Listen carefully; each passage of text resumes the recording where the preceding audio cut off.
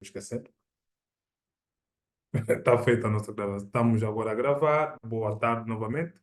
Repito um pouquinho isto para ficar aqui registrado. Boa tarde a todas e a todos. Estamos no nosso quarto dia da Semana da Sociologia. Hoje estaremos com a Tânia de Carvalho, que é a nossa convidada para ser a preletora de hoje e que vai então nos ah, apresentar o tema Métodos de Reeducação Penitenciária, concretamente o perfil do recluso. Nós, ao longo desta semana, já passaram por aqui, segunda-feira, a professora Elizabeth Vera Cruz, terça-feira estivemos com Bartolomeu Papo Seco, a partir de Malães, e ontem não tivemos, infelizmente, a possibilidade de realizar o que seria o nosso terceiro dia da Semana da Sociologia, devido então à situação de saúde do preletor convidado, Otaviano Francisco. Continuamos a desejar melhoras para ele e, a dado momento, talvez até amanhã poderemos ter melhor informação para também decidirmos se remarcamos, definimos uma nova data ou então se ficará sem efeito para esta semana que estamos agora e concluiremos a partir da manhã. Tânia de Carvalho está aqui já conosco, online também. Vai a qualquer instante ligar a sua câmara e o seu microfone. Já há pouco tempo dizia, está aqui conosco, já fizemos os ensaios todos, todas as condições estão reunidas e muito bem. Eu vou fazer uma pequena apresentação. Tânia de Carvalho é socióloga, pós-graduada em pluralismo social, é mestranda em sociologia pela Universidade Agostinho Neto, é também funcionária do Serviço Penitenciário, um órgão que está sob tutela do Ministério do Interior. É autora do livro Métodos de Reeducação Prisional, uma abordagem sociológica, editado e publicado em 2019 pela editora Cáceres. É vice-presidente do Interclube de Angola para a área do fomento empresarial e é também comentarista no programa Política no Feminino da Televisão Pública de Angola, um programa com imenso destaque nas, na televisão nacional. Reside em Luanda, mas já nos dirá de onde fará a sua apresentação. Eu vou só fazer aqui para buscar o livro da Tânia para apresentar. Olha, aqui na minha a cábula queria aproveitar o Tânia Carvalho, autora deste livro, então, Método de Reeducação Prisional, uma abordagem sociológica, que é um livro que se recomenda para quem quiser embarcar neste tema que vai hoje também aqui apresentar. Certamente que hoje, em 2 horas, não será possível esmiuçar todo o livro, mas fica aqui um pouquinho do que vão depois encontrar no livro, aliás, se calhar também alguma atualização já para o dia de hoje. Tânia, muito obrigado aqui, em nome da Academia, pela imediata disponibilidade para participar nessa nossa Semana da Sociologia.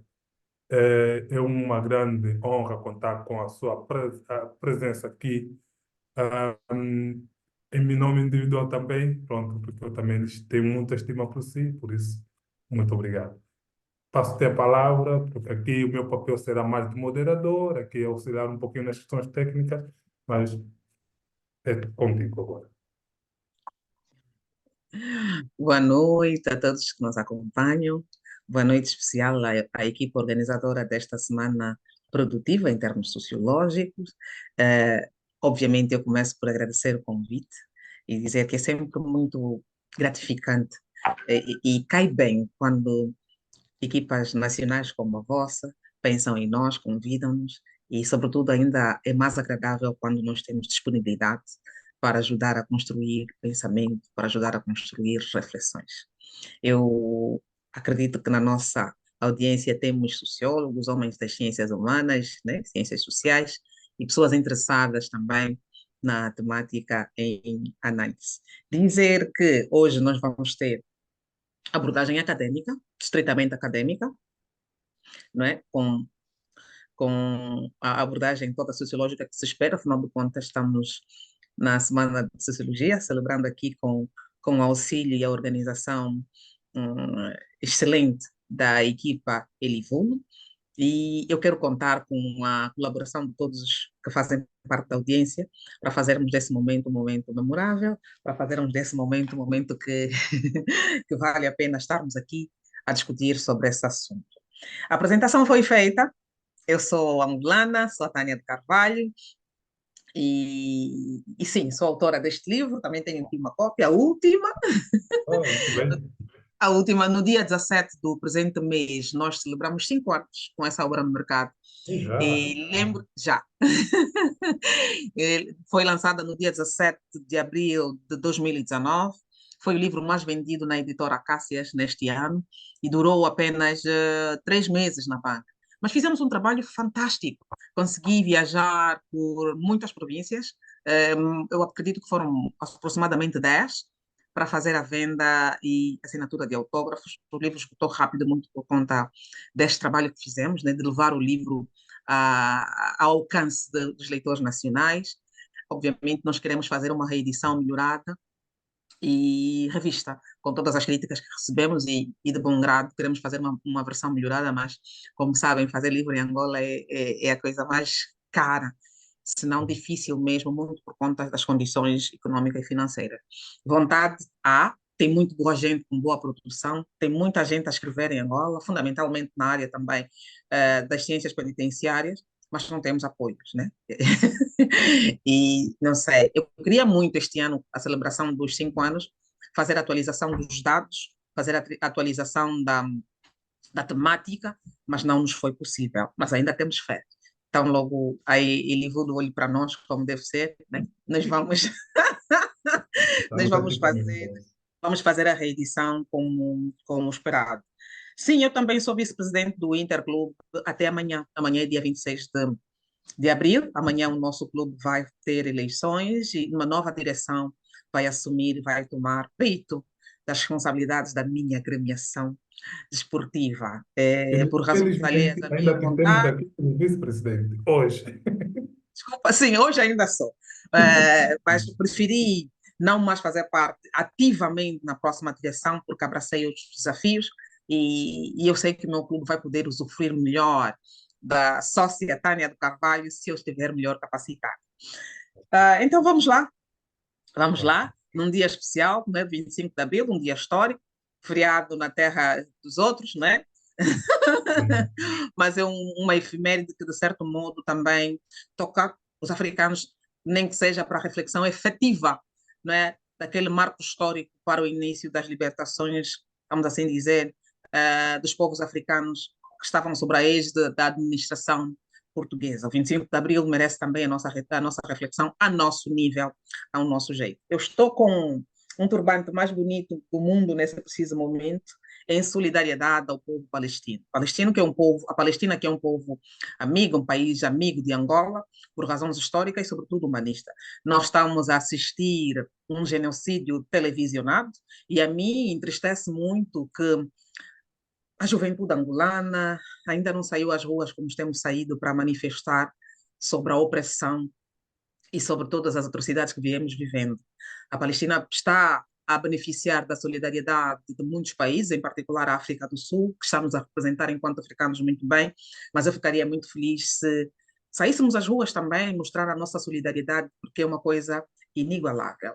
A história nunca vai esquecer o que está a acontecer. Mas vamos lá para a nossa temática. Eu sou socióloga e trago hoje uma abordagem que eu penso ser do interesse de todo mundo, independentemente da sociologia. Falar sobre questões penitenciárias em Angola, pela nossa realidade política, social, econômica e financeira, é importante. Eu penso que é uma temática que abrange e toca a todo mundo. E nós, às vezes, podemos estar a pensar, e algumas pessoas, de forma leviana, dizem: não, isso não é uma temática de interesse de todos, nós não temos criminosos na família. Independentemente de ninguém estar isento de algum dia vir a parar na cadeia, por razões adversas, mas as pessoas não estão dispostas, de ânimo leve, parar e perceber as questões penitenciárias em Angola. E digo-vos, para começar, que quem mais sofre com o cárcere de um cidadão nem sempre é o cidadão que está na cela. E, na verdade, ele quase nunca é o autor em termos de sofrimento, não é? É a família que fica aqui fora, para falar na condição do recluso, e fundamentalmente as vítimas, né? A família da vítima, a vítima em questão também pode ficar, se não for o caso de homicídio. Mas a grande questão, e porque nós ratificamos a Carta Africana dos Direitos Humanos, porque nós somos um país que aderiu a todos os pactos internacionais que salvaguardam a integridade e a humanidade, e porque nós abolimos a pena de morte nos anos 70, logo depois do alcance da nossa independência, e porque nós acreditamos na reabilitação do ser humano, estou a falar no âmbito dos acordos internacionais, que o governo angolano ratificou e pela humanidade e bondade que caracteriza o povo angolano. A pergunta que não devia deixar de ser feita é: se acreditamos nisso tudo que foi agora mencionado, temos condições de dizer que temos capacitado ou estamos a capacitar os operadores de reabilitação para um trabalho efetivo? Um país que aboliu a pena de morte é porque acredita que o trabalho a ser feito pelas entidades penitenciárias é um trabalho de requalificação, que vai conferir um trabalho intensivo ao recluso para depois ser devolvido ao convívio social. A sociedade está apta para recebê-lo? Também é uma outra questão. Então, vamos descobrir agora. Podemos partilhar já a tela, mano? Podemos, Cedric? Ok. Cedric, tenho quantos minutos para a intervenção? Isso é fluir diante do tempo estipulado, certo? Certo. Sim, dentro, exatamente. Certo. Vamos lá partilhar a nossa tela, então. Uh, pronto. Acho que está um bocadinho lento. Ah, espero que esteja tudo bem, porque testamos, Tá, testamos. tá. Estamos a ver Eu, muito bem. eu acho que não preciso meter aqui naquele cenário assim, tela bem grande. Não vou Não, mexer não muito. conseguimos ver bem. Tá, Sim, não parece. vou mexer muito, para também não estragar. É, Depois vou ficar aqui, exatamente. É melhor deixar como está. depois vou ficar aqui à rasca, e isso não é bom. Não tenho aqui a ajuda necessária. Ok, este na verdade é o nosso painel, e que eu trouxe aqui a nossa foto muito orgulhosa para dizer que uma das questões, uma das razões que me faz ficar vaidosa com o convite e com esta cerimônia, eu faço partilhar aqui o programa com a doutora Elizabeth, que é uma professora que eu amo de paixão. Vocês nem imaginam, foi minha professora nas aulas de mestrado, mas eu amo essa senhora, muito pela forma didática que tem de nos passar os conhecimentos e por tudo que escreve. É muito profissional, quando crescer, quero ser como ela. E pelo Miguel também. O Miguel é da Guiné, mas é um sociólogo muito interventivo.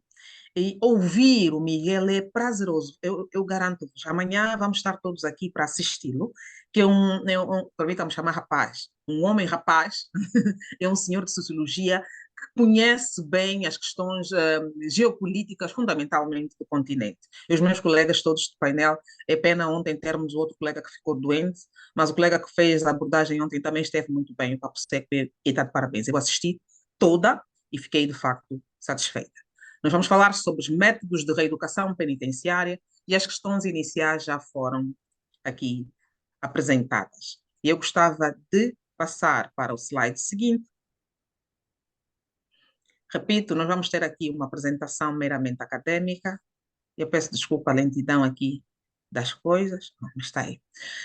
Quando a gente fala sobre métodos de reeducação penitenciária, na cabeça de outras pessoas também, para além das questões que já foram feitas, vem aqui a questão da dualidade de termos, não é? Eu ainda uso reeducação, mas o serviço penitenciário usa na verdade, os dois termos coabitam, né? Mas é mais popular nós ouvirmos a terminologia reabilitação.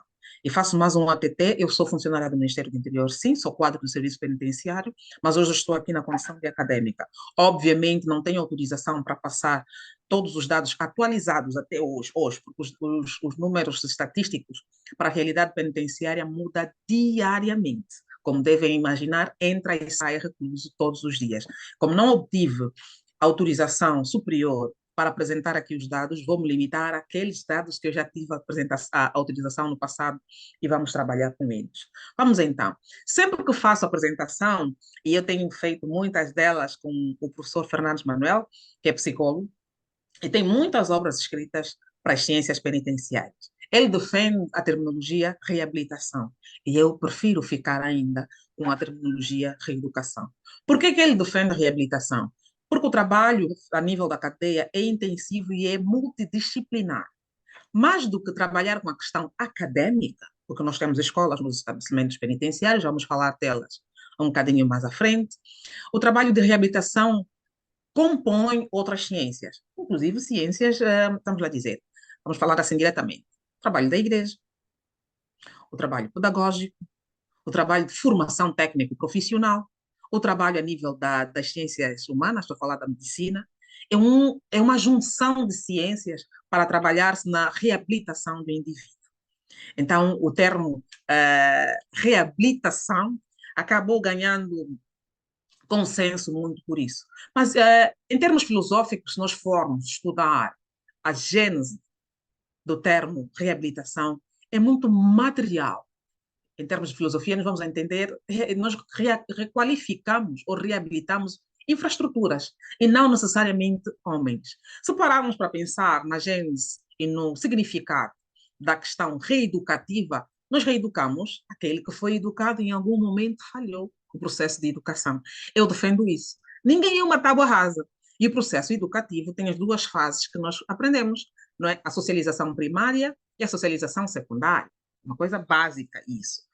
Obviamente, há pessoas que ficam pela socialização primária, mas não, quando vão para a socialização secundária, não passam por todas as instituições normais instituídas a nível social. Estou a falar fundamentalmente pela questão escola, né?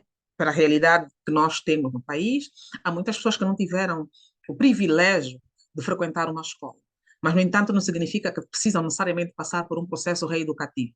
O indivíduo que se encontra na condição de conflito com a lei, aquele que por orientação ou por autorização, vamos considerar orientação, dos órgãos superiores, estamos a falar da Polícia Nacional, no caso SIC, Serviço de Investigação Criminal, os tribunais, que decretam oficialmente a prisão de alguém, o Serviço de Investigação Criminal que faz a prisão preventiva, não é? Quando mandam para o internamento, que aí começa o trabalho do reabilitador, né, do operador de reeducação, é porque o indivíduo falhou, ou falhou a nível da moral, não respeitou a moral e as normas instituídas socialmente e encontra-se em conflito com a lei. Condução embriagada, atropelamento, homicídio, furto, roubo, são vários os crimes que no âmbito do nosso ordenamento jurídico dão a possibilidade aos órgãos citados de decretar o internamento. Mas o trabalho reabilitativo ou reeducativo, como eu disse, não é para todos. Já digo que isso não é uma questão exclusiva, não é uma questão de exclusão, se me permitam dizer. Passa para o trabalho de reabilitação o indivíduo condenado. Porque o indivíduo, na condição de recluso, está numa fase previsória, está numa fase de cumprimento da prisão preventiva, como falei há bocado. E o que é que diz o ordenamento jurídico nacional? 30 dias, acho, né? E peço desculpas aqui se estiver errado, há uns casos que é 90 dias, né? Dependendo da tipicidade do crime em questão. Nesse processo, o indivíduo não está necessariamente enquadrado ou não é enquadrado numa brigada de reabilitação, porque os reclusos são compartimentados, permitam-me usar esse termo, de acordo à tipologia do crime e depois de acordo ao seu grau de instrução também. Mas o grau de instrução interfere na questão do enquadramento das brigadas de reabilitação. E já explico daqui a pouco o que são as brigadas de reabilitação. O indivíduo que está na condição de recluso, que ainda não tem uma sentença ou acórdão do tribunal, não tem o privilégio de fazer parte, porque ele pode sair amanhã. Vá que no âmbito da investigação criminal, esse indivíduo se lhe é decretada a soltura imediata. Ele não tem como frequentar a brigada e cumprir o trâmite de formação. Então, ele fica na condição prévia. Quando já sabemos, sim, tem o acórdão, foi condenado 2 anos, 3 anos, 1 ano, dependentemente da tipologia e daquilo que for a sentença, ele é inserido na questão, nas brigadas de reabilitação ou reeducação, como assim queremos dizer. Ok. Mas o indivíduo lá dentro, depois de passar então por essa fase que a gente chama de reabilitação e tudo mais, vem a soltura. E no momento da soltura vêm outros problemas. Onde começa e onde termina o trabalho do Ministério do Interior com o recluso. Começa com a detenção, investigação, reabilitação, como falei há bocadinho. O Ministério do Interior não solta. O Ministério do Interior, depois da condenação, não solta. Quem solta são os tribunais. E sabemos todos nós. No entanto, quem cuida da questão também do reenquadramento social, ou inserção social, se quisermos, também é o Ministério do Interior. Faço recordar aqui os nossos. Como é que chamamos então? A nossa audiência, que nós até temos, ou tínhamos o Ministério da Reinserção Social, que inicialmente devia definir as políticas de reinserção. Por isso é que a gente traz aqui a questão do estigma, rotulagem e reincidência penitenciária. O que é um estigma, afinal de contas? Você cumpriu a sua pena, e, na verdade, a sociedade, vamos considerar, já te perdoou, já pagaste a tua dívida. Mas depois tu vais sofrer consequências alheias ao Ministério do Interior. A própria sociedade, eventualmente, não estará devidamente preparada para receber. O estigma, segundo Goffman, né, designa, na altura, a antiga Grécia, designava sinais corporais. eh, no caso, não sei se lembram, quando apareceu a doença lepra, como é que eram tratadas as pessoas. Era, vocês lá, nós aqui, era uma questão da exclusão. E quando a gente estuda a questão da exclusão social, no nível das dimensões, encontrar uma dimensão patológica, mas também há estigma para além das questões patológicas. A questão, por exemplo, de um ex-recluso, vamos todos imaginar, somos donos de um empreendimento, quer seja uma cantina, uma loja, um empreendimento.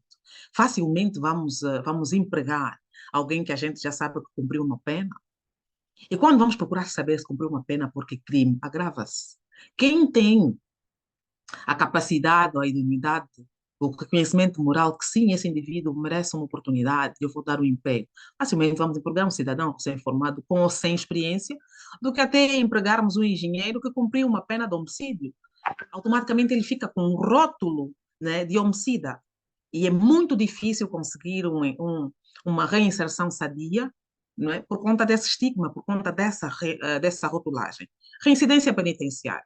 Há um adágio que precisa ser desconstruído e muito bem discutido no seio da academia e no seio da sociedade angolana a todos os níveis, fundamentalmente com a ajuda das organizações não governamentais, que é a questão da reincidência penitenciária. Angola, de facto, tem uma taxa muito baixa de reincidência penitenciária. Devem estar a dizer, oh, não, não é verdade, não é verdade. As pessoas entram criminosas e saem piores, por exemplo, né? Mas o que é reincidência penitenciária? A reincidência penitenciária é muito diferente da reincidência criminal. Uma coisa, o indivíduo que entra, porque roubou saldo, roubou galinha, roubou telemóvel, roubou furto, essas coisas que a gente sabe, que eventualmente não passa por um tribunal, que não lhe dê um acordo, não tem uma sentença, mas, no entanto, ficou os 30 dias, 60 dias na cadeia e sai. Esse indivíduo, ao sair, vai cometer outro crime. Se voltar a cumprir a prisão preventiva e não tiver um acordo, vai voltar. Sim, ele tem reincidência criminal e não necessariamente reincidência penitenciária. Consideramos reincidência penitenciária quando ele é enquadrado nas brigadas e passa, de facto, pelo trabalho dos operadores de reabilitação. A segunda vez, sim, é reincidência. Esta situação em Angola nós temos muito, muito, muito reduzida. Reincidência jurídica é mais fácil existir também, é mais fácil existir reincidência jurídica e criminal do que necessariamente reincidência penitenciária. Mas seria muito interessante nós fazermos um estudo sobre e explicarmos com mais tempo, com mais vagar, na verdade, a questão da reincidência penitenciária. Ainda sobre o estigma, eu trouxe aqui também o conceito do professor Paulo de Carvalho, que eu acho que foi professor aqui da nossa audiência toda, fundamentalmente por aquilo que ele representa a nível da sociologia, em que ele nos traz também a sua definição de estigma, e se eu posso deixar também por recomendação, quem quiser aprofundar um bocadinho mais a leitura sobre estigma e rotulagem, pode ler Martin Chiberra. Métodos e técnicas de reabilitação. Ok, nós falamos da condição da rotulagem, falamos da definição do trabalho, mas agora vamos falar dos métodos. O que são métodos? O que na verdade, faz o recluso no estabelecimento penitenciário para sair e ter o convívio normal com as pessoas? Quem está preparado para perdoar ou não um homicida? E, falando nos homicidas, o que se aprende é a questão que eu trago aqui. E mais lá à frente nós vamos falar sobre o perfil do recluso. Eu não sei se podemos fazer aqui uma interação Não sei, Cédric, se conseguimos ter alguém para nos responder uma questão que eu preferia Podemos. trabalhar assim. Alguém que, hipoteticamente, sim, pode nos dizer o que é que imagina em termos de formação socioprofissional que se Você pode ensina nos levantar a mão. estabelecimentos, que se ensina nos estabelecimentos penitenciários nacionais, que a gente, enquanto cidadãos, pode dizer sim, temos o trabalho internamente minimamente garantido. A assistência psicológica também temos. É suficiente, é notório o trabalho dos operadores de reabilitação. O que é esses métodos, afinal? Eu tenho que interromper aqui o compartilhamento para dar Não, a não, oportunidade mas, da intervenção entrar, certo? mas não precisa, não precisa. Como Poderá eu, tomar como a eu não palavra. vejo, como eu não vejo ninguém, Ah, não vê. Ah, tá bem. Então pode interromper. sim, eu só Simonique, vejo. tomar a palavra. Bom, sim, Simonique, colocou aqui no grupo, escreveu aqui no chat carpintaria. ok. Sim, uma formação. Eu acho que tem mais aqui alguém que respondeu sim. Se puder ler, se calhar a pessoa não quer falar, escreveu a questão, mas se tiver alguém que queira eventualmente fazer uma contribuição, nós estamos. Eu gostava de ouvir. A formação profissional, social, pedagógica, o apoio cristão das igrejas. O que é que vos passa na cabeça quando se fala do trabalho de reabilitador penitenciário? O que é que se faz numa cadeia? Sim, Ok, agora já está a ser permitido abrir o chat. Ok, ok. Pode falar, Simonique. Sim, ok. Acompanhando o tema de uma forma minuciosa, de acordo com a pergunta que a nossa produtora coloca, do que eu vejo é que os centros penitenciários, eles geralmente dotam, não é, o recluso por uma determinada formação e principalmente do que eu tenho visto, tanto em comentários de algumas pessoas ou aquilo que nós vimos pela televisão, são a formação principalmente na área da marcenaria ou da carpintaria. E, por sua vez, não é? Essas pessoas, por essa atividade ou por esta profissão que eles aprendem, acabam por estar inseridos na sociedade, realizando uma atividade econômica para o seu próprio sustento e da sua própria família. É daquilo que eu observo. Obrigado. muito bem, muito bem. E Temos aqui o mais? César. Pode ligar o microfone, César.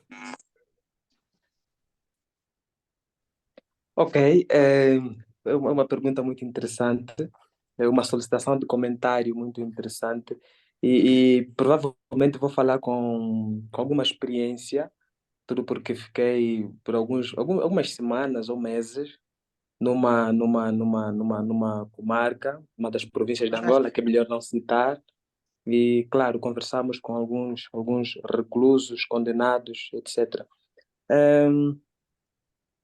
A partida dá uma impressão de que, claro, estão aí a aprender alguma coisa, certos cursos profissionais, pessoas que não sabiam, por exemplo, ler, depois de algum tempo começam a ler normalmente, escrever tudo. eh, mas eu talvez, o meu comentário é mais no sentido um pouco negativo, porque há aí uma espécie mais do que o que eles aprendem, que é muito bom, há também uma exploração, por exemplo. A lei diz que o indivíduo pode trabalhar por um tempo, está condenado, vai trabalhando, mas tem que ter alguns benefícios que tão logo sai, ou vai para ele, ou vai para a família. Mas o que nós verificamos é que eles trabalham, doam-se, porque tem aquela, sobretudo quando são bem comportados e estão em final da pena, trabalham e tudo, mas infelizmente os benefícios, quer dizer, eles tiram a técnica, mas os benefícios imediatos parece que fica aí com o Estado, com a comarca e tudo mais, mas a partir da vez, é claro, dá a impressão de que estão a aprender alguma coisa, há uma espécie de reabilitação, né?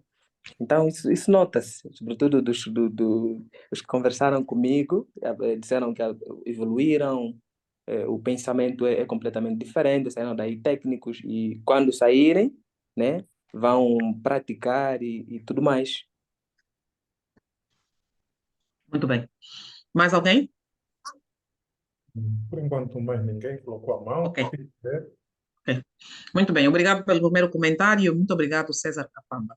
César, nós estamos a fazer uma abordagem acadêmica e com a qual eu vou lhe solicitar o seguinte.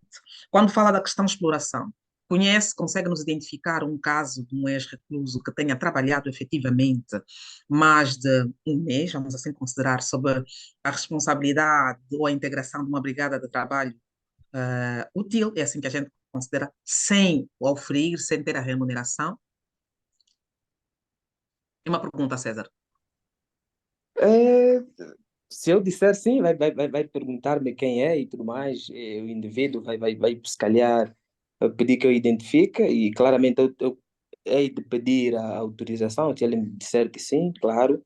Sim, sim, sim, com César, certeza. se de facto conseguir mostrar-me esta pessoa, obviamente terá que ser um off, né? Nós vamos aferir. Enquanto funcionária, não estou aqui enquanto acadêmica. E enquanto Oh, acadêmica, lhe digo que, segundo o nosso ordenamento jurídico, isso é impensável. Uma coisa é, eventualmente, este ex-recluso esperar que se lhe uhum. fosse pago o equivalente ao salário mínimo, outra coisa são as taxas estipuladas pelo ordenamento jurídico, aquilo que de facto deve e tem que ser o salário de um recluso. São pagos. São pagos sob a indicação do mesmo, na conta de um familiar, porque, por exemplo, temos os casos dos indivíduos que têm a sua família cá fora e estão a cumprir 20, 15 anos, estão nessa condição, às vezes indicam. O recluso não lhe é dado dinheiro, porque não pode, por questões de segurança, né? Seguramento e ordem interna, não tem dinheiro. Nós temos as cantinas nos estabelecimentos penitenciários, todos, em que ele pode fazer uma espécie de um depósito consignado, em que ele vai, por benefício próprio, à cantina buscar os materiais que precisa, desde utensílios de higienização, à alimentação específica que ele tem, de acordo com aquilo que a oferece. Mas nós falávamos, voltando aqui e puxando para aquilo que é, que é a nossa questão, nós falamos da questão de reabilitação. É preocupante. Nós temos a obrigação de saber o que é que se faz. Ainda bem, eu gostava de ter aqui um testemunho de alguém que já foi um recluso mesmo, nas condições a que dissemos. Não sei quanto tempo o Cédric ficou lá em Viana, se depois poderá passar-nos uma explicação, uma experiência ou não, mas isso é para mais daqui a pouco. Mais do que a formação técnico-profissional, são várias, como falei, são múltiplas ciências que intervêm. Só para vos dar um exemplo, até hoje, dia 25 de abril de 2024, o Ministério do Interior ainda é o órgão que mais psicólogos tem relativamente ao Ministério da Saúde. Isso não é um caso bonito para se trazer aqui como exemplo, mas também é importante, porque o recluso, a sua família e os próprios reabilitadores, né, os operadores de reabilitação também têm direito à assistência psicológica, porque não é fácil. Não é fácil tu trabalhares diariamente naquele clima e não é fácil o próprio indivíduo, cidadão nacional, estar privado de liberdade por muito tempo, né? Não é fácil. Então, tem-se este acompanhamento todo. Mas eu gostava de vos fazer outra pergunta. Será que nós, que somos os cidadãos que cobram e avaliam o que a qualidade do trabalho público que nós temos, estamos em condições de dizer que os nossos reabilitadores de penitenciária estão mesmo em condições de levar um trabalho atuante, ativo? Mas reabilitam quem? Se volta e meia a gente vê, no âmbito daquilo que a gente diz que temos que estudar, que é a tal reincidência penitenciária, os meninos com vontade de estar lá dentro, na cadeia, eu falo vontade porque não pode ser normal. Alguém que ficou na cadeia 6, 7 meses ou um ano, e menos de 2, 3 meses ter uma vontade para cometer o crime. Aprendeu o quê lá dentro? O que é que lhe foi ensinado? Nós temos o direito de fazer essas questões. Será que eles ficam mesmo só a fazer as 3 refeições, que na verdade muitas famílias angolanas cá fora nem têm condições para fazer? Têm direito à assistência médica.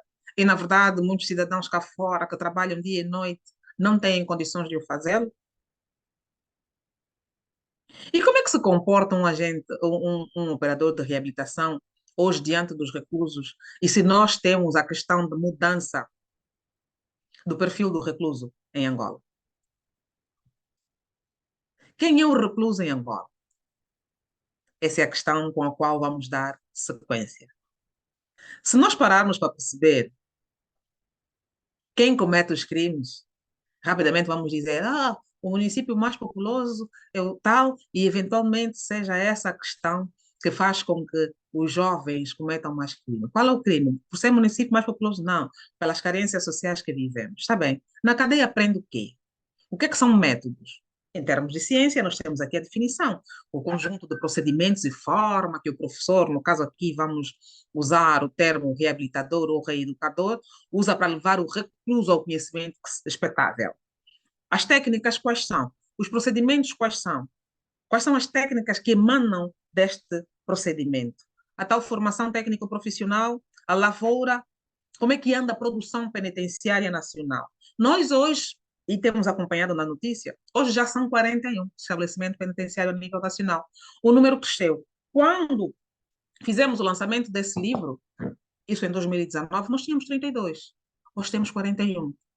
A pergunta que se segue é: estamos a precisar de mais infraestruturas? Estamos a precisar de mais estabelecimentos? Ou estamos a precisar de métodos e técnicas para a prevenção do crime?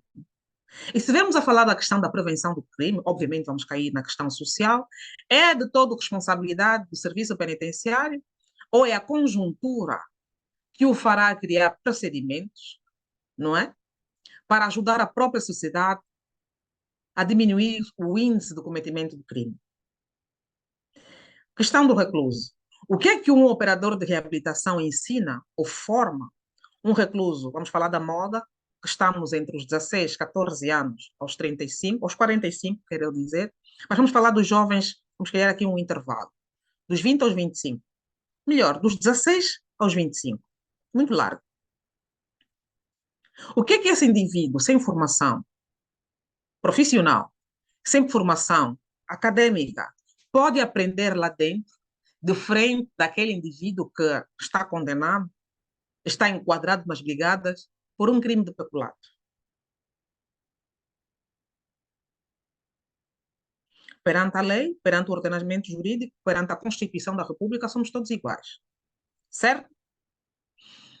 O estabelecimento, a instituição tem a obrigação de dar os benefícios aos reclusos como cidadãos. Tem um pequeno almoço, tem um almoço, às vezes o jantar, dependendo do estabelecimento, né? E que não é isso. Quando eu falo nessa questão, por exemplo, nós temos os estabelecimentos potencialmente agrícolas, quando até tem uma produção própria, suficiente para alimentar, com aspas bem grandes, a população reclusa. Nós pagamos, por intermédio dos nossos impostos, luz, água, material de higiene, roupa, estamos a falar de tudo, inclusive o salário dos operadores de reabilitação. Aí vem a pergunta: não é um custo muito alto para o governo? Será que nós não podíamos pegar nessa verba e recomendar, redirecionar, na verdade é esse o termo, para uma outra rubrica de impacto maior para as condições ou necessidades sociais que nós temos? E hoje o perfil do recluso muda. Então, mas aquele que desviou, por exemplo, milhares e milhares de dólares que eram destinados para a compra de fármacos para a saúde dos ambulantes, e por intermédio desse desvio, nós tivemos mortes acentuadas por conta da malária. Estou a dar um exemplo, porque era aqui um cenário. O indivíduo foi apanhado, foi julgado, foi condenado e pronto. Né? Luta contra a corrupção, foi condenado. Esse indivíduo vai ter o almoço, vai ter o pequeno almoço, vai ter o almoço, jantar, vai ter luz, água, vai ter o reabilitador para o educar e para controlar e para pago por nós. Nós perdemos 2, 3 vezes com isso. Não estou aqui a dizer que nós não devíamos capacitar as cadeias, devemos respeitar e cumprir com aquilo que estipula os tratados internacionais, e eu sou a favor dos direitos humanos. Mas estamos aqui ainda a tentar analisar as coisas a olho nu, em termos de prioridade, diante da realidade socioeconômica que nós conhecemos. Isso para dizer-vos o quê? Que eu, Tânia de Carvalho, sou de opinião que nós devíamos implementar um novo sistema penitenciário para essa tipologia de reclusos. Por isso é que eu trago aqui este exemplo. Reclusos assim como a nível internacional, não é necessariamente o caso de Angola, a questão da compartimentação do recluso obedece a critérios como formação acadêmica. Por exemplo, vamos aqui para o Brasil, que é um país próximo muito pela proximidade linguística e cultural, estamos aqui a falar mesmo da realidade penitenciária, uma realidade completamente diferente da nossa, né? Muito pela densidade populacional e pelo histórico, econômico, político e financeiro do país. Completamente diferente. Mas, no entanto, em termos de compartimentação, O indivíduo que tem formação superior, chamado doutor licenciado, não fica na mesma cela com o indivíduo que tem ensino médio base, independentemente da tipologia do crime. Fator de exclusão? Fator preventivo? Será que aquele indivíduo com menos grau de escolaridade poderá aprender outras formas de cometimento do crime com aquele outro criminoso de colarinho branco? Quais são, na verdade, as condições de internamento que nós temos? E eu trago-vos um exemplo que eu apresento sempre para o outro lado. Quando eu falo outro lado, quando temos encontros, estou falando quando estou no outro papel, né? Quando temos encontro lá fora. Compartimentação. A Constituição da República de Angola diz que nós somos iguais.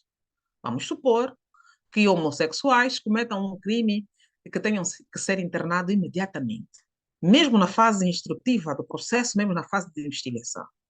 As nossas cadeias, no vosso entender, estão preparados para o internamento de homossexuais? Vocês já ouviram falar em celas específicas para homossexuais? Como é que estão salvaguardados os seus direitos enquanto cidadãos nacionais? Vão ficar cidadãos? Vão ficar na mesma cela, na cela comum que os indivíduos héteros? Nós somos tão hipócritas que, da mesma forma que a gente não olha para a questão da poligamia por vergonha própria, fingimos que isso não existe na sociedade angolana. Até hoje, ainda não existe nenhum instrutivo jurídico legal que fale da questão da compartimentação por razões sexuais, ou de orientação sexual, se quisermos, ou gênero. Não existe. E temos, sim, senhora, as normas internas, de acordo à realidade penitenciária do estabelecimento, que por uma questão preventiva são compartimentados em sítios específicos, mas não construídos para o fim. Da mesma forma que temos preguiça, repito, de falar da questão da poligamia, de fingir que nós não temos famílias alargadas no sentido de ser famílias polígamas ou poliandria, temos vergonha, medo, não sei, e vamos adotando realidades alheias, também fingimos que isso não está acontecendo. Para mim, é uma situação muito grave, uma questão de atentado aos direitos humanos também. Segundo a lei 0828 de 29 de agosto, é isso, nós temos aqui 3 princípios básicos para as questões penitenciárias. O primeiro tem a ver com a ressocialização do recluso, né? E o segundo tem a ver com a não discriminação, por isso trouxe aqui a questão da homossexualidade. O terceiro tem a ver com o princípio do reconhecimento da dignidade do recluso. Dignidade. Dignidade. Vejamos, há famílias aqui fora que não têm água. Um recluso gasta diariamente 25 litros dos cofres do Estado. Isto é o mínimo. Beber, tomar banho. Aqui fora nós temos bairros sem eletricidade. E há casas que ainda nem chegou. Isso é verdade. Mesmo no centro de Luanda. Mesmo em Luanda, não digo no centro, né? Mesmo em Luanda, o recluso tem direito à luz elétrica. Paga por nós. Então, pensar na questão das penas alternativas não deve ser uma obrigação somente exclusiva do Ministério do Interior. Todos nós devíamos pensar, contribuir, escrever, refletir, indagar, para encontrarmos soluções eficazes para a problemática em questão. Diplomas jurídicos, eu trouxe aqui alguns diplomas jurídicos e gostava um bocadinho de falar das normas de execução permanente do sistema penitenciário, que é um documento que adota e baseia-se nas regras de Mandela para o cumprimento efetivo das questões dos direitos humanos a nível do interior dos serviços penitenciários. Temos aí a Lei 8, falei aqui há um bocado, que é de 29 de agosto, temos o Decreto-Lei 3/08 e outros mais que depois podem ser consultados por vós para melhor esclarecimento. A questão do alojamento é essa que falamos há bocadinho, a questão dos homossexuais e a questão do compartimento, que não deve ser uma discussão isolada. Era bom também trazer aqui um bocadinho assim, em ressalva, aquilo que tem a ver com a questão da família delituosa e a compartimentação dos crimes. Nós hoje temos mais de 24 mil detidos em Angola, mas há um dado muito importante. A nível nacional, naquilo que compõem as 18 províncias do país e os 41 estabelecimentos em pleno funcionamento, nós não temos nem 1000 mulheres presas. Quer seja na condição de reclusa na condição de deputada, o número de condenada, quero dizer. O número total de mulheres em cárcere em Angola não chega a 1000. É um dado muito interessante. E desse número reduzido que temos, mais de 60%, se não mais de 70%, é somente por crimes passionais. Em questões também, algumas vezes, em defesa, legítima defesa, nos casos de violência baseada no género, né? Violência doméstica. O perfil do recluso. São compartimentados de acordo com a família delitosa, como falamos há bocado. Nós temos 3 blocos a nível dos estabelecimentos. A nível daquilo que são os reclusos estrangeiros, nós temos maior predominância para a República Democrática do Congo. Nós temos também, hoje, um número muito grande de cidadãos provenientes da China, Vietnã, Costa do Marfim, Guiné Equatorial, Guiné-Conakry, Mali, Namíbia, Nigéria e Santo Tomé. Santo Tomé, de facto, é um número mais reduzido, queria eu dizer. A questão do trabalho hoje sincronizado. Hoje, facilmente, nós temos cidadão impedido de fazer, quando pela via legal, né? O registro criminal sem o registro ou historial de crime, porque os serviços estão mais centralizados, estão mais sincronizados. Dificilmente alguém que lhe vai ser solicitado um registro criminal que passe pelas instâncias de direito consiga tirar um sem esse registro. Isso é um fato que nos ajuda também a controlar os índices de reincidência penitenciária e ou criminal. Eu trago para vocês aqui um vídeo. Cédric está aí. Eu trouxe um vídeo por conta da pergunta que fiz há bocado. A capacitação dos nossos reabilitadores para a requalificação ou a reeducação do indivíduo que até bem pouco tempo era o perfil único ou maioritário daquilo que é o recluso nacional, e depois vamos fazer comparação com a nova tipologia do perfil criminal que temos a entrarem também para os nossos estabelecimentos. Sabemos todos nós que nós hoje temos, por exemplo, umas celas específicas ou uma ala específica, se não um bloco, em determinadas cadeias, para os crimes bancários. Um funcionário bancário não tem o perfil do indivíduo que nós vamos mostrar aqui a bocado. Vamos passar o vídeo agora, Cédric, para depois passarmos então para as perguntas na definição do perfil do recluso nacional. Ok, está a ser bem visto, conseguem ver? Aqui não. Então, vou interromper aqui outra vez. Também interrompa o seu, por favor, primeiro. Ok? Ok, agora eu vou. E agora? Agora sim. Ótimo. Tenta o play. Nós estávamos a Letramancar, sei que nós estávamos a Letramancar, era a volta das 9 horas. Meus amigos falaram, Chá Preto, vamos ter essa mamãe manual. Eu falei, não, fica calmo, eu tô numa, vou ficar aqui com a Big, tá vendo, né? Eles basaram na teia, assim que foram na teia para Letroide, ela já estava muito remetente, assim que já estava muito remetente. Eu falei, ué, como essa já está remetente, deixa só tirar a arma, vou lhe congelar, mamãe te vai murchar, eu tirei a arma, coloquei. E ali não era com intenção de apertar no gatilho, só vi também, logo das primeiras moedas no gatilho, apertou, saiu direito, bate daqui da mão do meu amigo, safa, e bate na senhora. Assim que bate na senhora, nós vimos, nós como estávamos assim, 2, eu com a arma, outro meu amigo, se metemos em fuga e deixamos o meu amigo no que lá na desbenza.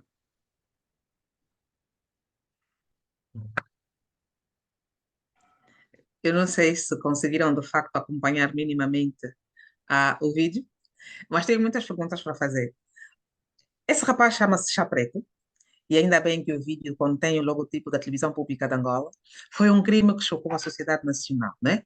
Duas químilas que num assalto imediato, e era muito cedo, e deslocavam-se para o seu local de trabalho, uma das quais foi assassinada brutalmente, com um tiro mortal no momento. E a polícia, depois de 2, 3 dias, conseguiu apanhar, então, o humilhante, que é este aqui.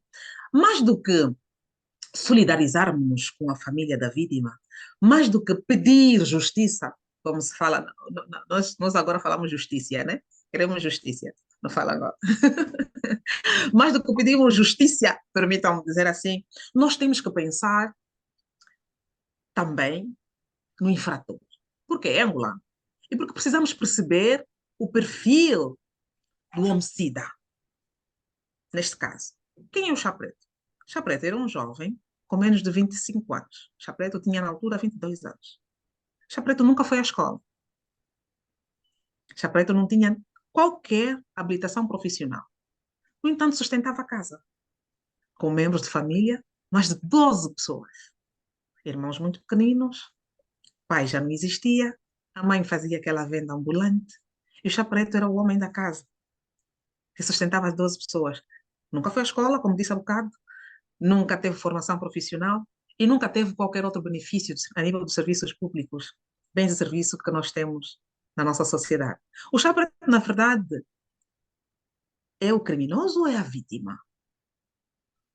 Como ele bem diz, ele não saiu necessariamente com a intenção de matar, mas por incidente ou acidente, como ele descreve, nós perdemos uma cidadã, mãe de família, que faz o trabalho informal, que também sustentava os seus filhos que estudam, trabalham, uma senhora digna, com toda a dignidade, mas alguma.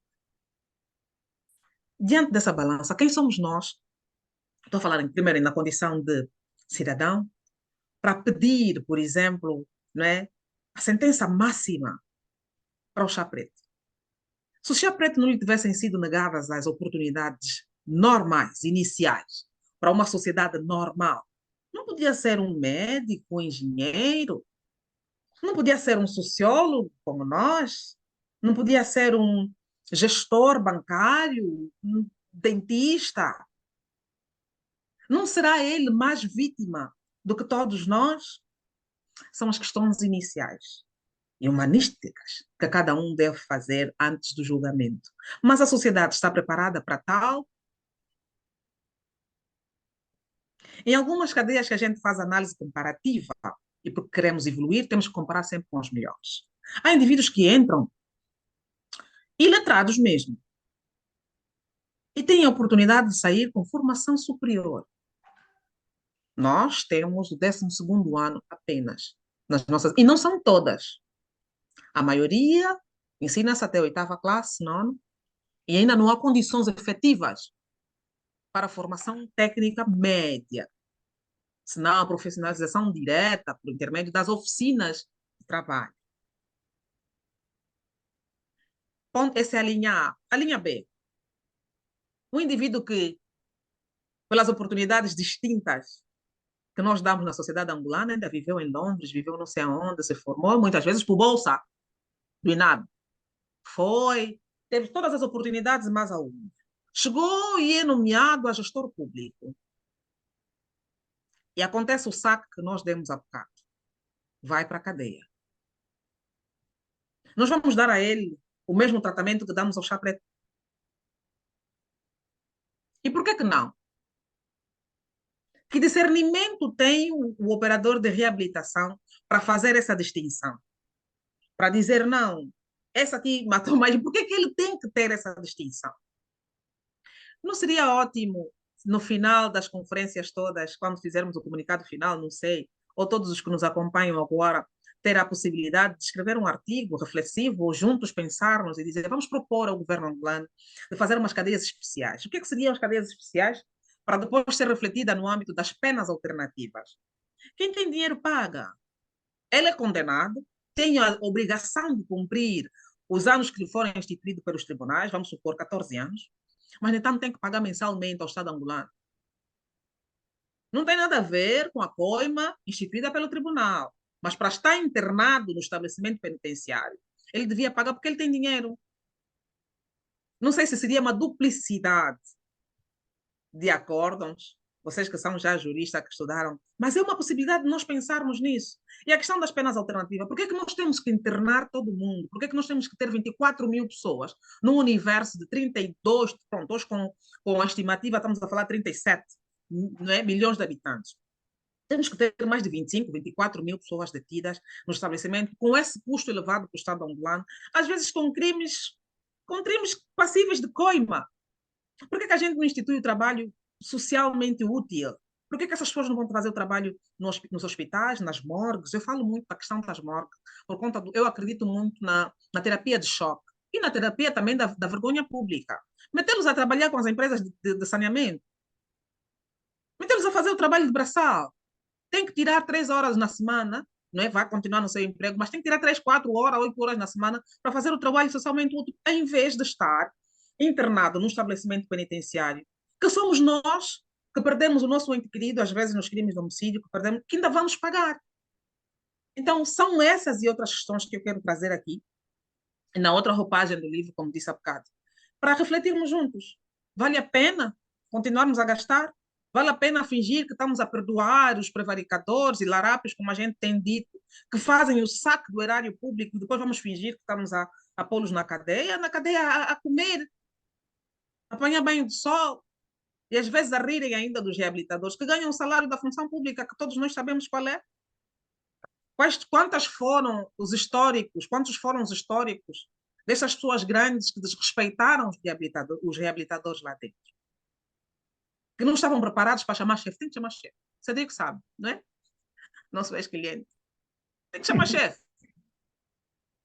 Você pode ser general, for parar para a cadeia, o tribunal te mandou aí, não é culpa do reabilitador, faz obedecer. Tem que lavar banheiros, tem que consertar a cama, fazer trabalho útil. Mas eu acho que mais contribuições vamos ter. Deixa-me ver aqui, antes de fechar. Sim, eu trouxe também aqui algumas recomendações que foram tiradas aqui, que foram tiradas de um documento muito interessante, muito importante, que é da Comissão Africana dos Direitos Humanos e dos Povos. Estas recomendações estão no relatório elaborado agora recentemente, que eu acredito que vocês depois também poderão deleitar-se no documento que partilhei com o Cédric, que fala sobretudo de algumas recomendações que são instadas aos Estados parte desta comissão. E em termos históricos, trago aqui algumas datas também para conhecimento e cultura geral daquilo que é a evolução do Serviço Penitenciário Nacional, que é uma ciência que precisa do apoio e contribuição de todos os sociólogos, psicólogos, e fazedores de ciência e conhecimento para o engrandecimento da área. Acreditem, é uma ciência, é uma área que há espaço para todos. Há espaço para todos. E para finalizar a nossa abordagem inicial, nós temos aqui esse livro que queremos fazer sair a segunda edição. Se tiver aí na nossa audiência pessoas de boa fé, contactem-nos, por favor, que vamos juntos refletir e melhorar os serviços. Muito obrigada. Muito, muito obrigado, Tânia. Esta fase, agora nesses últimos minutos já não voltamos a partilhar slide, né? Mas pronto. Já não partilhei? Já não. Eu Eu agora, estive a falar e a passar, espera, vou ter que partilhar pelo menos para verem. para ver se tem algo assim. O que foste falando? Oh my gosh! Não, pronto, vamos passar para as perguntas, não é? E depois eu Exatamente. partilho Início, aqui quando alguma tiver a coisa, responder as exatamente. questões, né? Ótimo, Penso que é ótimo. hora da guisa de conclusão. Eu também peço Desculpa, desculpa. desculpa. Não lembrei cedo, mas agora no final percebi, oh, o slide não está aí. Pronto. Eu a falar como se tivesse. Eu Desculpa. acho que, mas assim, agora quem quiser colocar questões, nós já temos aqui questões que foram colocadas no chat. Eu posso ler para facilitar algumas questões, mas também quem queira pode pedir, pode levantar a mão ou colocar aí no chat, dizer que quer falar ou então escreva. Pronto, escrever apenas escreva e nós vamos abrir aqui o microfone. Se calhar vou começar, antes de passar mais para mais palavras nossas, para não ouvir sempre nossas vozes, vamos já passar aqui para o Angelino. Angelino, pode ligar o seu microfone. Ótimo, Sim. estamos a ouvir. Antes de tudo, muito boa noite, plataforma. E Obrigado. também gostaria de agradecer esta grande intervenção da nossa socióloga nacional. Estou muito grato por esta apresentação e dizer que estou muito motivado, sendo estudante de sociologia, mas vou diretamente nas duas questões que eu tenho aqui a fazer. A primeira é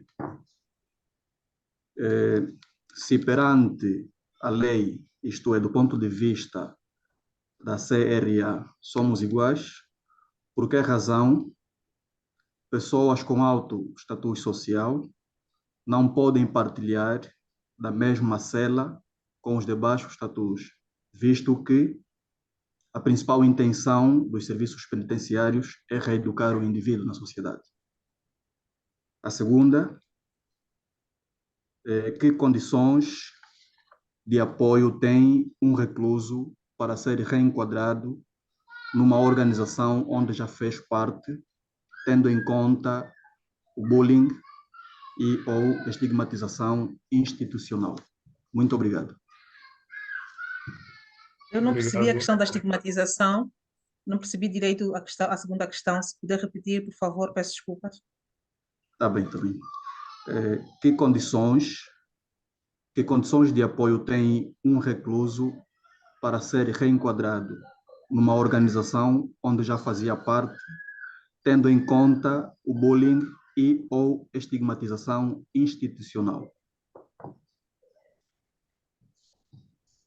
Muito obrigado. Obrigado, Angelino. Vamos também passar a palavra. Tânia, como quer fazer? Responde diretamente ou junta algumas questões? Vamos juntar algumas. Tá bem. Adão Valente, pode ligar o seu microfone. Alô, sim, boa noite. Boa noite, esteja à vontade. A princípio, eu queria parabenizar a nossa preletora e uma boa noite extensiva a toda a audiência. Obrigado. Eu só começo para dizer que esteve bem a preletora em dizer que o tema vai ser abordado do ponto de vista científico. E é mesmo científico, porque falar de reeducação nos serviços penitenciários não se compadece com senso comum. E quando da introdução da nossa preletora, ela trouxe a dimensão econômica do Estado. Ou seja, o peso é um elemento oneroso para a esfera econômica do Estado. Isso é óbvio, a começar. E eu sou cético quanto à reeducação e à reabilitação dos detidos ou dos reclusos, dos presos. Por quê? Porque, para começar o crime é resultante de uma sociedade anômica. Então, se o Estado não resolveu, vai ter precisamente consequência, crime. Não podemos trazer a dimensão econômica. Se calhar, para efeitos de explicação, sim, o quanto pesa um prisioneiro para a sociedade. Sim. Está concluído, Adão? Creio que houve aqui um corte no sinal do Adão, que parece que não concluiu. Mas, enquanto isso, Incidência criminal. Por que eu sou cético quanto a isso? Porque me parece, o Cedric, como fez uma observação participante, você já esteve lá e vai concordar comigo. E feliz.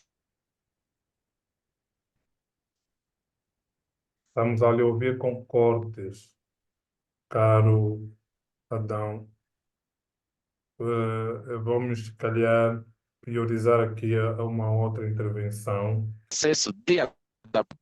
Nem sequer poderá se falar em adaptação. Sim, Adão. Bom, Adão, vamos, por enquanto, passar para uma outra pessoa, caso alguém queira. Tem alguém aqui, parece que agora já não. Agora não. Se calhar, Tânia pode responder as questões, também mesmo da Adão, a que foi possível compreender e depois, caso ele queira, poderá voltar ainda. Sim, por acaso estava a fazer ele uma intervenção muito interessante, mas vamos esperar que o Adão volte. O primeiro interveniente faz-nos uma pergunta provocativa, que quer saber, e faz aqui uma comparação com a questão da igualdade a nível dos cidadãos estabelecida a nível da Constituição da República de Angola, e faz-nos a questão por que é que alguns não são internados nos mesmos estabelecimentos pela condição social. Eu, de certo modo, trouxe aqui a problemática existente a nível da compartimentação dos recursos. Nós temos esse problema. Há muito trabalho a ser feito, mano. Por isso é que eu disse que a área penitenciária precisa de tudo e todos. Todos nós temos a possibilidade hoje de colaborar, de participar, de escrever, porque criticar, sugerir, não é? E apontar caminhos é um exercício de cidadania. Ainda que por intermédio das críticas. Nós temos que estabelecer, de facto, na lei, não é, os requisitos e critérios de compartimentação. Senão vamos deixar sempre na vontade do homem. E eu espero que me percebam quando eu falo na vontade do homem. Se uma instituição não estabelecer normas e procedimentos, por exemplo, na questão do horário o indivíduo que controla a assiduidade, que faz a marcação de faltas, vai agir no âmbito da empatia. Se a lei disser que, se não existir uma lei que diga que o horário de entrada é 8 horas, o indivíduo que chegar às 15, às 12, se for amigo do técnico de RH, não vai ter falta, é um amigo. E o técnico de RH, nada lhe impede de agir assim, porque não há normas. Eu espero que com esse exemplo eu tenha deixado alguma coisa minimamente esclarecida no ar. Tinha deixado. Sim, mas também conheço alguns PEPs que, quando eu falo PEPs e outras pessoas expostas, não somente por questões econômicas, que cumpriram os seus, estão a cumprir os seus internamentos nos estabelecimentos comuns, vamos assim considerar, se quisermos aqui tipificar algumas coisas. A segunda questão é que condições de apoio tem um recluso para o reenquadramento numa instituição que já fazia parte atendendo o bullying. Pronto, aqui estamos a falar da continuidade do trabalho que é feito a nível dos estabelecimentos penitenciários, né? Aquela colaboração que deve existir, e se existe, tem sido explorada muito na transversal, com outras instituições afetas e afins, né? Eu acho que hoje já não temos necessariamente a reinserção social, enquanto ministério, né? É família, promoção e outras coisas, mas que tem ainda algumas políticas, tem em efetivação para o exercício. Aí não é necessariamente responsabilidade do Ministério do Interior, mas o Ministério do Interior tem colaboração e cooperação com determinadas instituições para o efeito. Há reclusos que saem muito bem qualificados, e que até às vezes são requisitados já mesmo estando lá, pelos trabalhos que fazem por determinadas empresas. Mas essa não é a sorte de todo mundo. E como eu disse, um país não deve ser gerido por sorte, mas por estratégia de atuação que visam a estabilidade nacional a todos os níveis. E ficamos sem perceber muito a intervenção do Adão Valente, mas deu para entender quando ele falava um bocadinho sobre o preço e a questão onerosa para o Estado, e trouxe-nos, de facto, aqui uma comparação com a qual eu concordo. O crime é uma questão anômica, e significa que o Estado, em algum instante, falhou, e quem falha teve que cumprir as consequências. Ele, apesar de respeitar, não gosta muito que se traga a questão econômica, mas eu tenho, sim, senhor, a obrigação de a trazer. Tenho a obrigação de a trazer porque os recursos são escassos e nós devemos agir na base das prioridades, né, para a satisfação nacional. Cédric, eu vejo que tem algumas questões no chat, alguém escreveu aqui que tem questão no chat. Se calhar Sim, vamos tentar ser cirúrgico para respondermos o máximo possível e ganharmos exatamente. tempo. Também vou ler aqui, depois voltamos a ler as questões de viva voz. O Eusébio Panzo pergunta: ah, se conhece casos de reclusos que, cumprida a pena, se recusam em voltar para a liberdade? Se sim, qual tem sido a postura dos órgãos penitenciários? Há depois um longo comentário que não vou ler, está aqui. O comentário vai ficar sempre aqui, durante muitos. Todos nós podemos ler. Eu vou priorizar aqui as perguntas. O Leopoldino Vitumbaca faz uma introdução dizendo: ontem foi aprovado um novo instrumento jurídico que agrava a pena para 15 anos aos cidadãos que vandalizarem os bens públicos. A pergunta para a reflexão é: se para esses cidadãos a pena vai até 15 anos e os decapitadores do erário não merecem algo pior do que isto? Esta é a pergunta do Leopoldino. Eusébio depois volta a fazer um comentário.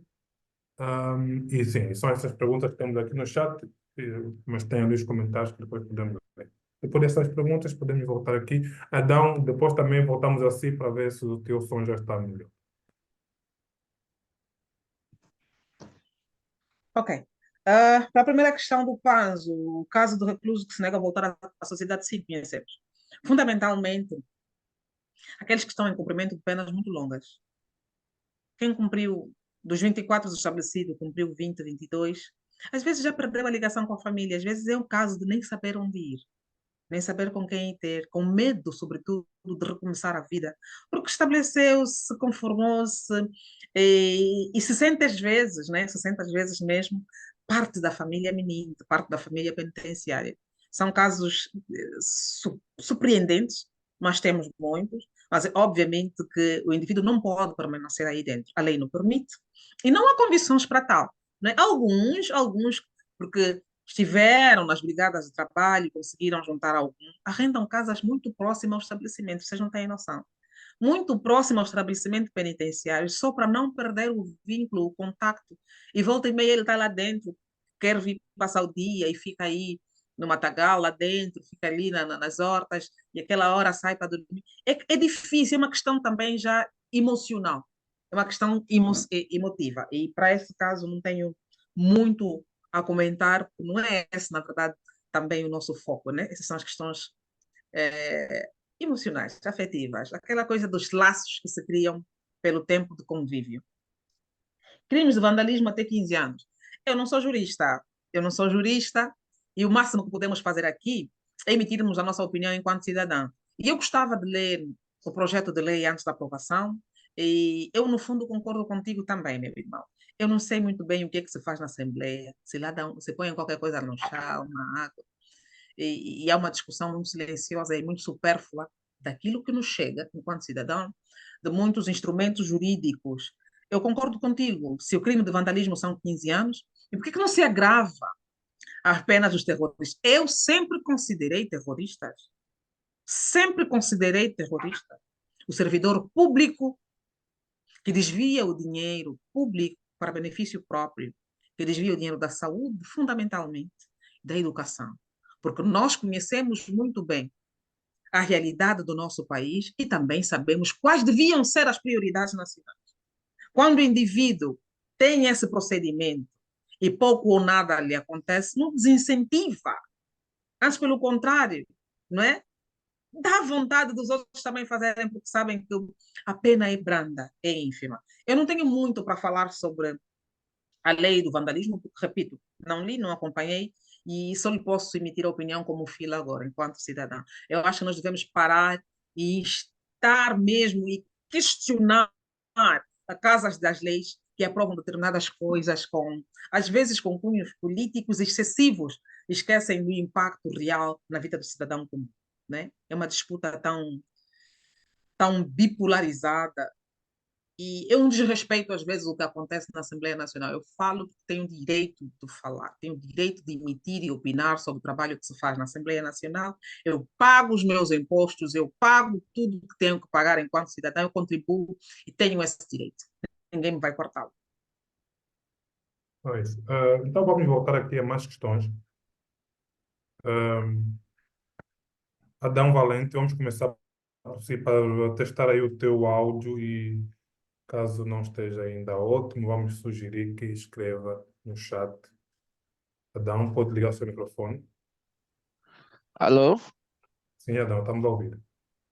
Alô? Sim, doutora Tânia, como podemos falar em reeducação, que é um termo da sua apetência, ou em reabilitação, que é o termo da apetência do professor Manuel Fernandes, numa instituição em que se debate com a questão da desnutrição, de falta de higiene, por isso é que as pessoas, volta e meia, são acometidas com sarna, com hemorroidas. Isso é hemorroide resultante da péssima alimentação da própria instituição. É uma instituição em que o processo de adaptação não existe, ou seja, não se dá aquilo que se chama de assimilação, acomodação, e para depois existir adaptação, não existe isso.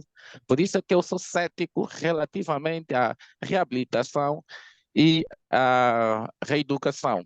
E por outra, a doutora traz a questão da reincidência criminal.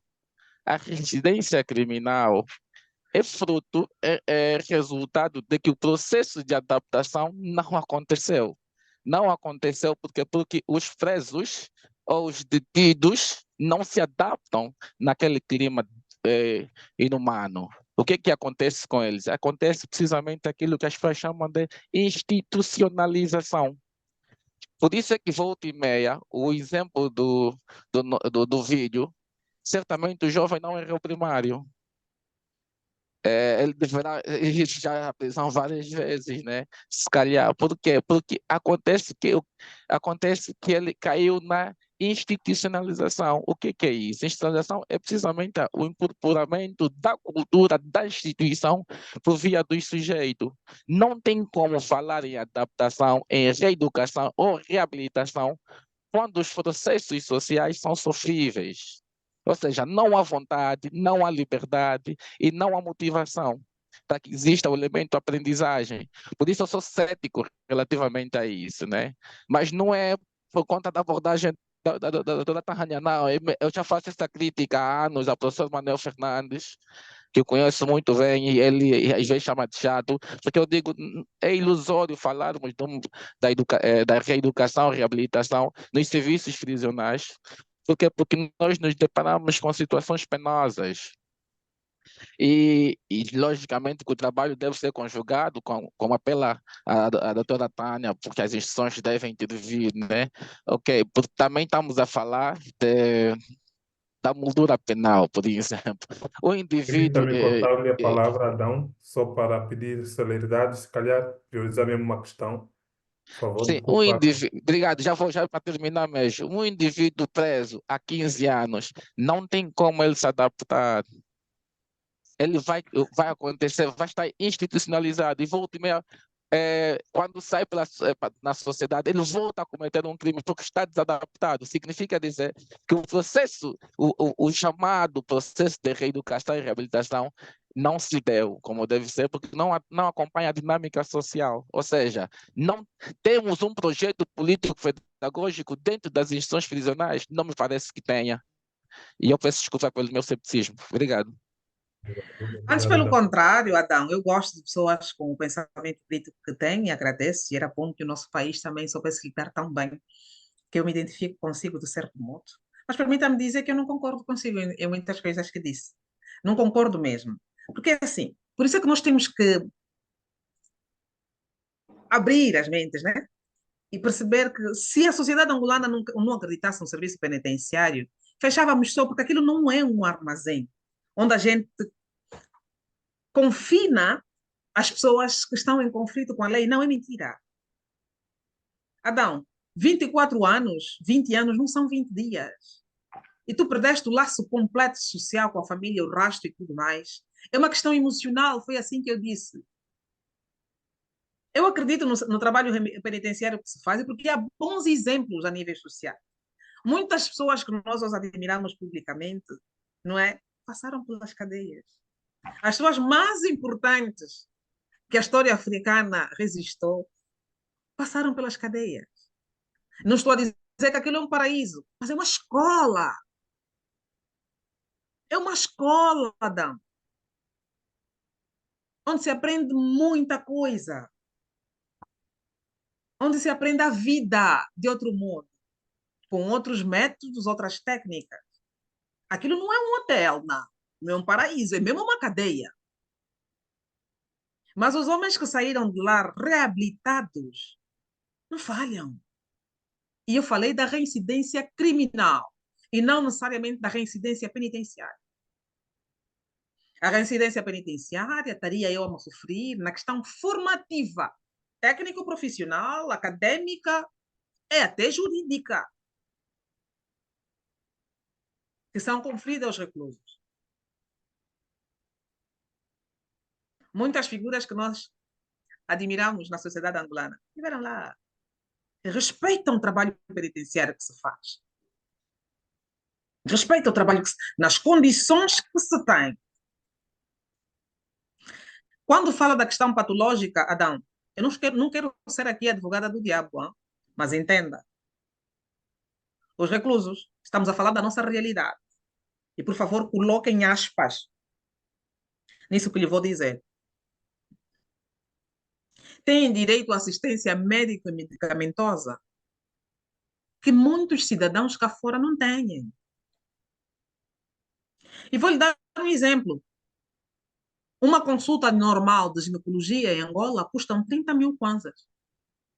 Eu não falei compra de fármacos, não falei realização de exames. Falei consulta. As reclusas têm sempre que necessário. Também muito por causa do universo populacional. Eu acabei de dizer que a nível do país todo nós temos menos de 1.000 mulheres na condição de reclusa, que é muito diferente da questão dos homens. Há muito trabalho a ser feito, há muito trabalho a ser feito. Por isso é que eu convidei a se fazer reflexão na questão do cumprimento das penas. Eu acho que não é. Respondam-me quem puder. Acham que seria demais nós pensarmos num estabelecimento específico? E porque o Adão falou disso, não foi Adão, eu acho que foi o Panzo, o último interveniente que falou dos crimes de vandalização e na questão do cumprimento da pena, né, dos prevaricadores que a gente já citou. Vamos nos pôr mais aí também a comer arroz com procuras, a ter os.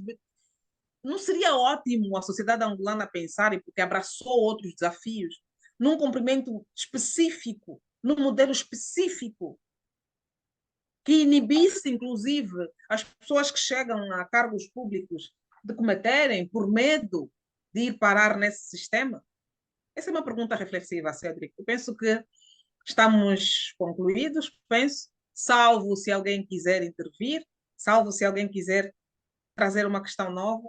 Penso que do meu lado tenho a missão de aprender com todos vocês e foi bom as intervenções que tivemos. Penso ter essa missão cumprida. Exatamente. Nós temos ainda aqui questões. Temos aqui ainda mão a Então tomar. vamos a elas. Eu vou priorizar quem ainda não tomou a palavra e então por isso isto é para justificar por enquanto a exclusão do César, que pede a palavra de volta. César compreenderá que temos de priorizar quem ainda não tomou a palavra.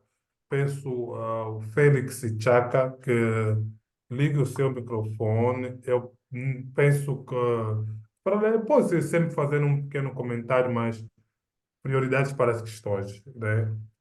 Prioridades para as questões. Vamos lá, menos de um minuto. Félix, ligue o seu microfone, está ligado? Sim?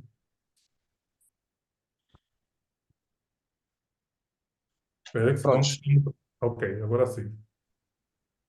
Estava eu a dizer boa noite a todos e, desde já, parabenizar a socióloga Tânia de Carvalho, a quem muito nutro uma admiração. Desde então venho seguindo ela e prontos.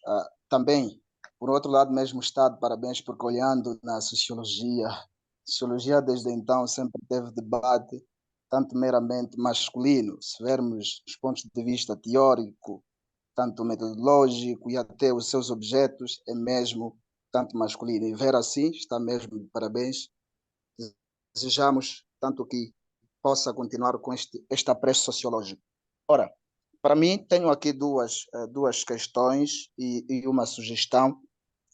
Tanto é que primeiro queria fazer aqui um reforço, dizer que tanto a realidade angolana, propriamente a realidade penitenciária, não é uma realidade talvez nacional. Olhar de Angola, olhar de Luanda, não devíamos olhar tanto no sentido geral, tal como disse o César e muito bem, pelo menos quando terminávamos a licenciatura, o nosso estágio foi tanto na comarca do Ambo, onde o que mais se via provavelmente era o espírito, aquele pensamento esclavagista, do que tanto o reenquadramento ou a reassocialização, tal como estamos aqui tanto a chamar. Esta Desculpa, questão Félix, isso foi há quantos anos? Bom, foi no ano passado. No ano passado. E o que mais O nós Marca víamos. do Ambo é a cadeia onde está o senhor Tinjama? Aquela ao sair? Na verdade, não interagimos com o Tá bem, mas pessoal é a do topo. cadeia ao sair da cidade, aquela que está na saída? Exatamente, exatamente. Que está lá na mediações do Cambiote. O que Conheço. vimos. Pós. O que nós estávamos a ver ali é mais escravidão do que outra coisa, porque os reclusos, na verdade, eram ensinados algum trabalho, só que não tinham remuneração. Estavam lá mais a arranjar carros dos funcionários, dos agentes da penitenciaria, e que não tinham remuneração alguma. A lei diz que devia. Estamos a ficar sem o som do Félix. Félix, vamos passar a palavra para outra pessoa quando o sinal melhorar. Pedro novamente. Wander Oliveira, por favor, pediu aqui no chat, não conseguiu levantar a mão. Wander, deixa-me aqui ver se consigo encontrar-lhe para ligar o seu microfone. Está aqui, pronto. Pode ligar o seu microfone, estamos aí a dar o sinal. Certo, boa noite a todos e todas. Boa noite. Bem, meio que a doutora Tânia fez uma questão, né? E eu gostaria de tecer algumas opiniões sobre a mesma. Bem, o discurso que a doutora trouxe fez-me lembrar até um livro que já li algumas vezes e faço sempre questão de mencionar, não é? Que é o Sermão do Bom Ladrão, do padre Antônio Vieira, não é? E prontos, eu também, né, na qualidade de sociólogo, mesmo não tendo tido a formação cá, e conheço bem a realidade de países como, por exemplo, o Brasil, que tem essas questões de status, não é? Como diferenciação social dos indivíduos no cumprimento das suas penas. E eu tendo a dizer que eu não concordo. Não concordo porque os fatores em Angola que levam, por exemplo, o indivíduo a cometer crimes são escassos, não é? Então, e muitas das vezes, aqueles que julgam os crimes de outras pessoas, não é, também são, de alguma forma, criminosos, não é? Se eu puder citar o Padre Vieira, numa seguinte passagem, ele diz o seguinte: os outros se furtam, são enforcados, estes furtam e enforcam, não é? Então, fecho aspas. Isso para dizer o quê? Nós não temos uma democracia puramente estabelecida. Nós somos tão falhos que a falha começa já a partir do Estado, não é? Então, muitas das vezes, nós próprios, como pertencentes a uma sociedade em que a maior falhabilidade está nos órgãos do Estado, quer dizer, nós acabamos de ser todo mundo inocente, juridicamente, porque eu citei, fiz um texto longo lá em cima e não conseguiu ser lido. Eu digo que nós acabamos sendo, como é que posso dizer, sendo todos vítimas de um sistema que nos aprisiona, não é? Então, se formos a criminalizar todos e a segregar, por exemplo, não é? Vamos segregar aqueles que têm um maior poder financeiro, vamos segregar aqueles que têm um maior grau acadêmico, não é? Então, quer dizer, não vai haver nenhuma igualdade perante a lei, perante a lei, não é? Aquilo que é constitucional.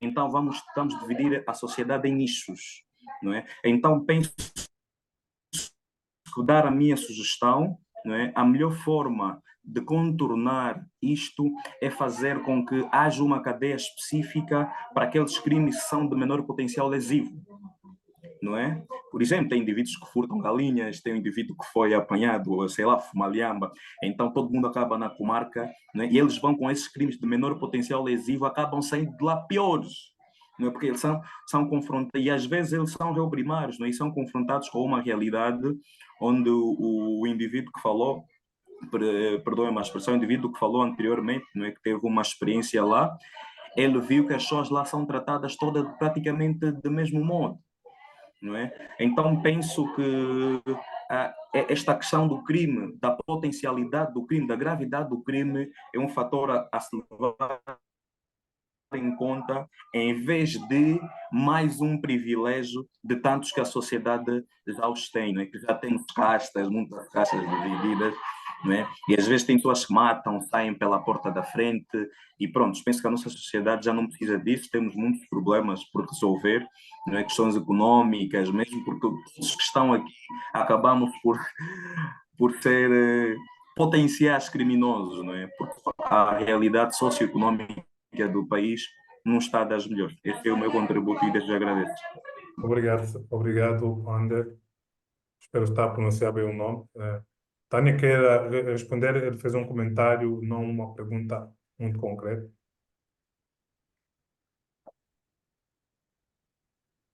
O teu microfone está desligado. Eu tenho aqui devo ter aqui uma forma, já não consigo desligar, não é? Deixa-me só aqui procurar, ok. Tá aí, aparece Ok. um. Já está. Félix Tchaka e o César Capamba, vocês tiveram uma experiência que me preocupa. Eu tenho os anos que tenho de serviço penitenciário e a pessoa que está nesta cadeia, todos os sítios em que ele passa, nós até lhe chamamos o reabilitador institucional, porque onde há problema ele serve quase que, serve não diria, é a percepção que nós temos, né? Nós que não temos poder decisório, de quase como que bombeiro. A cadeia que vocês se referem, eu também estive lá o ano passado. E tive 3 vezes. E não estive sozinha, por acaso estive com uma ONG, para um trabalho específico. E é uma cadeia que surpreendeu-nos pela positiva. Quando eu falo da questão do consumo, da produção local, a não ser que estamos a falar de cadeias diferentes, meus irmãos. É a única cadeia, deixa-me só terminar o raciocínio, é a única cadeia em que a gente passou, que os reclusos comem da sua lavoura, onde encontramos, e eles até apresentaram-nos um teatro que falava, a peça teatral falava sobre o sumo de beterraba, nem me esqueço. E, para não ficar no disse e não disse, eu vou recomendar-vos um relatório sobre esse trabalho que fomos fazer. Por acaso, o relatório já está editado e publicado. E ainda bem que é uma instituição à parte que o fez. Não foi o Ministério do Interior, não foi o Serviço Penitenciário. Foi uma instituição não governamental. Uma instituição da sociedade civil. Eu depois vou deixar aqui a referência e com certeza o Cédric vai partilhar convosco. Então, enfim, não tenho como dizer não é. Eventualmente estejamos a falar de estabelecimentos diferentes e é uma questão que o César, que o Félix também mencionou, que me preocupa. Félix, eu viajo por todos os estabelecimentos penitenciários mesmo, muito por força da função. Então, eu não fico só em Luanda, não. Conheço mesmo os estabelecimentos, conheço os meus colegas que são gestores e lido diretamente com reclusos. Lido mesmo. Obviamente, por isso é que eu volto e meia digo que o estabelecimento penitenciário não é um paraíso. Há dificuldades acentuadas, há realidades muito próximas. Há realidades muito próximas e muito próprias. E muito próprias. O nosso último interveniente fez uma intervenção muito boa, muito satisfatória, apesar de longa, que ele falou que eu quase faço um discurso de bom ladrão, e falou-nos da questão da compartimentação dos status, falou-nos muita coisa, inclusive da segregação em função do poder financeiro. No final do dia eu percebi que a gente está junto, nós pensamos juntos, temos a mesma linha de pensamento, uma outra coisa eventualmente podemos discordar, mas eu estou consigo. Eu acho que por isso é que eu disse que vamos criar um laboratório, uma plataforma de reflexões e fazermos um documento para depois submetermos a quem de direito, mas eu acharia bonito, não é? Um grupo de sociólogos fazer uma reflexão sobre a questão penitenciária e endereçar o documento. Não tem como não ser uma questão digna de realce. Eu não sou a favor do tipo de compartimentação que às vezes são feitos, já emiti a minha opinião, mas eu acho que uma opinião acadêmica elaborada por vários cérebros, com várias outras experiências, poderá ser mais atuante. Né? Esta é a minha opinião. Ok, obrigado, Tânia. Temos aqui algumas. O César fez. Pronto, César, muito bem argumentado, faz esse sentido. É que a primeira intervenção dele foi a pedido, foi quando perguntaste, fizeste uma questão e ele então, nesse caso, tem sim. Agora pode colocar uma questão. Ok, bom. Primeiro eu queria agradecer, finalmente vou comentar sem que responda a uma questão. A primeira eu queria saber quando é que terei acesso à obra da Tânia. Procurei tanto, mas não achei. Eu não sei se foi o Cédric que fez o propósito, eu estava a falar, a passar os slides, afinal o slide não estava a passar. Vamos precisar de apoio, César.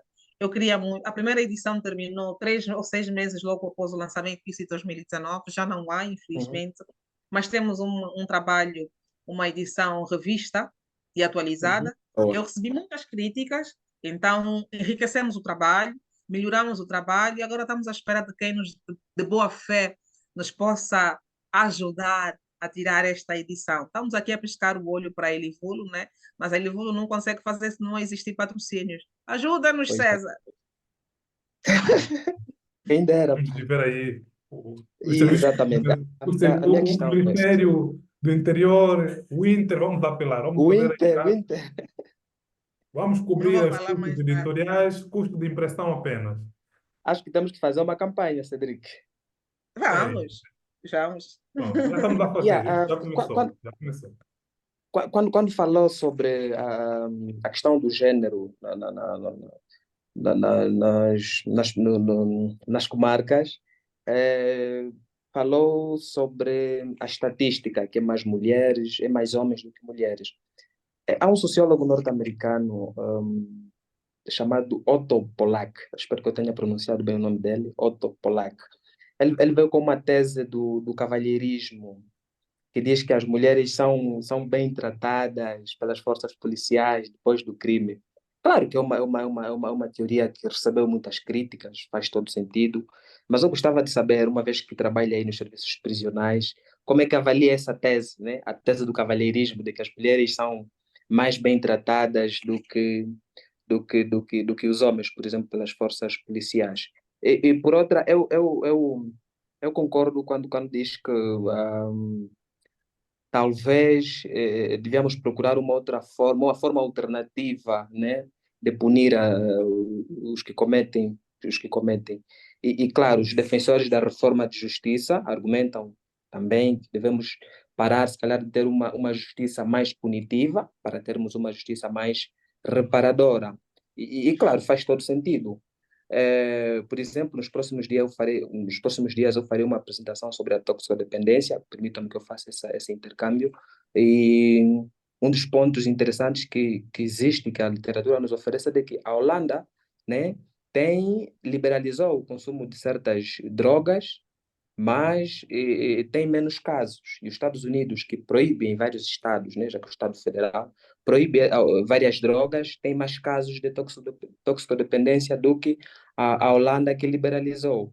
Mas eu trouxe esse intercâmbio para, se calhar, sugerir que, mais do que querermos uma justiça alternativa, que tal não fazermos, se calhar, um estudo? Eu acho que é prematuro, claro que é bom começar a pensar já sobre isso de forma antecipada, mas parece ser prematuro porque nós não fizemos o pontapé de saída. É como se tivéssemos que sair do primeiro, não passar pelo primeiro degrau e querer chegar já no topo. E isso pode trazer certos problemas, mas concordar, eu claro que concordo. E depois, para terminar, há um colega que falou sobre os presos que queriam permanecer nas prisões, né? Uma coisa parecida. E sim, é verdade, nós chegamos de entrevistar também alguns prisioneiros que diziam que, por conta da questão da rotulação, né? Howard Beck fala muito bem sobre isso, por conta da rotulação, eles acharam que são mais bem, sentem-se bem nas cadeias do que na sociedade, porque a sociedade não acredita que uma pessoa que já cumpriu 25 anos de prisão, né, está disposta a abdicar daquelas práticas que levou-lhe à prisão. Então, a sociedade tem sempre aquela mancha daquele indivíduo e ele prefere ficar aí porque tem o seu pequeno almoço, tem todas aquelas mordomias, se posso dizer, e, claro, aí talvez nos obriga a refletirmos sobre uma forma de justiça alternativa, mas com um pouco de cuidado, porque mais do que ser prematuro, parece que teríamos que sair do primeiro degrau para o 10º. E Obrigado, César. esses saltos são perigosos. Obrigado. Vamos, Tânia, quer responder já? O César fez aqui várias questões, levantou várias questões. Na verdade, não foram questões, Cedrico, foram contributos, Comentários, né? sim. Foram Muito bem. comentários. E eu tomei boa nota, como sempre, César cativa. Então, Ok. se calhar passamos para outra intervenção. Vamos sim. Vamos passar para a Nadine. Nadine, por favor.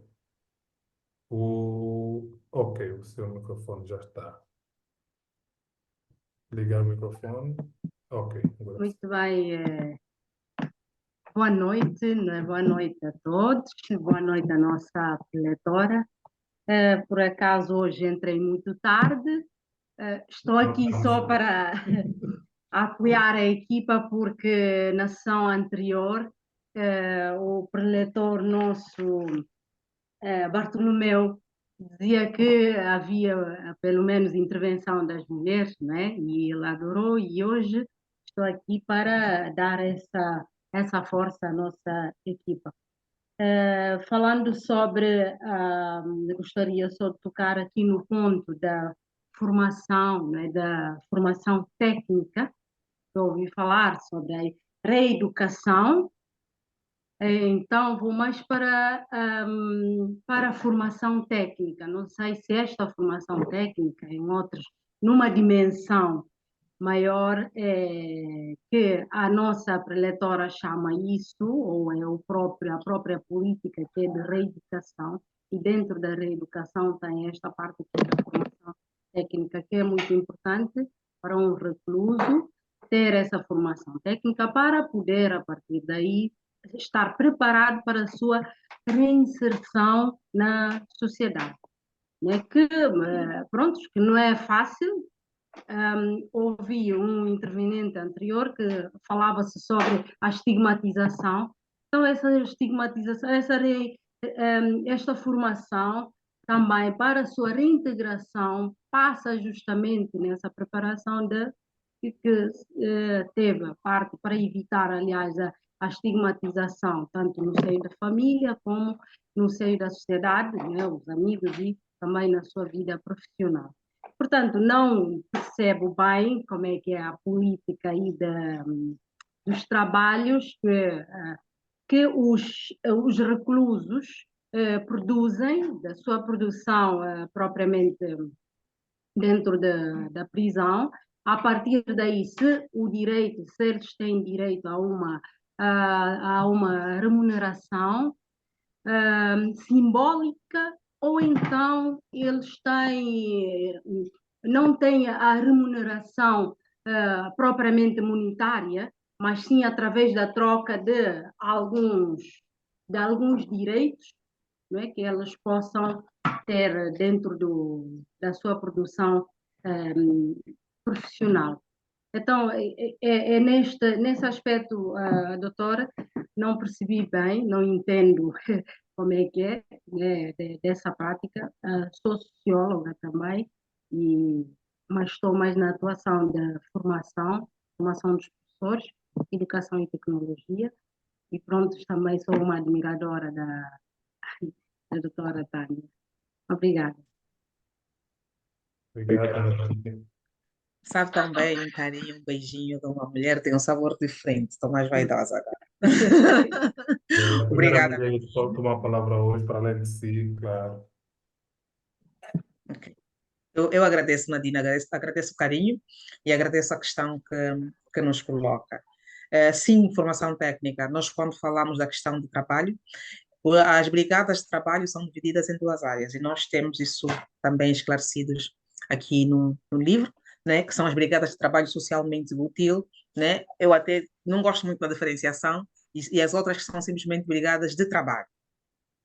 Brigada de trabalho socialmente útil, assim que são denominadas, segundo a denominação e segundo a lei, e a NEP também, se quisermos, são as brigadas de formação técnico-profissional. E essas formações são feitas nos pavilhões de artes e ofícios também. Tem os pavilhões de artes e ofícios, que são as brigadas de trabalho social, né, de trabalho, que aprendem olaria, tecelagem, essas áreas assim.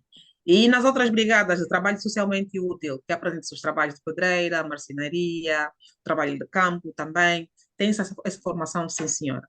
Há indivíduos que já entram com as suas habilidades, né, os skills todos, e ajudam também na formação dos outros. Há indivíduos que entram sem saber fazer nada. No caso daqueles que não têm formação técnico-profissional. E depois são enquadrados de acordo com a sua orientação. E como é que se percebe a orientação? Por intermédio da assistência que lhe é feita pelos reabilitadores, não é? Aí ele vai ver se tem maior inclinação para a marcenaria, para a mecânica, e assim forem enquadrados sucessivamente. Eu lembrei-me agora do César a dizer que via muitos reclusos arranjar os carros, também são brigadas de treinamento, não é? Não são bons mecânicos, têm que trabalhar com os outros que sabem, arranjando, exercitando no carro de quem está ali, né? Para ter a formação que tem que ter. Imagina se fosse só entrar, dormir, acordar, banho de sol. até nós também íamos querer ficar lá, não é? Entrar só, atabichou, depois sai para um banho de sol, depois sai, entra novamente, contagem. Come on, tem que se viver. Aquilo é uma sociedade à parte, como diz o diretor da cadeia que estávamos aqui a nos oferecer.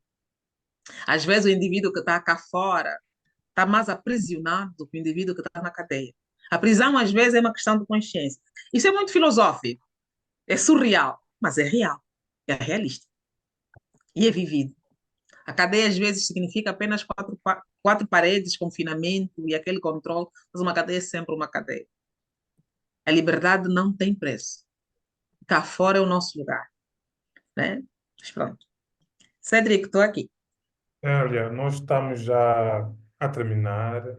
Eu, Ainda. eu penso que esqueci-me de falar sobre a questão do cavalheirismo. O Foi cavalheiro. a intervenção antes da Nadine, peço Exato. desculpa, que é mesmo já a última. Está bem, Quando sim. fala do cavalheirismo ao trato das mulheres nas forças, meu irmão, esse trabalho que foi feito numa sociedade à parte a nossa, não sei se deve ser de todo considerado.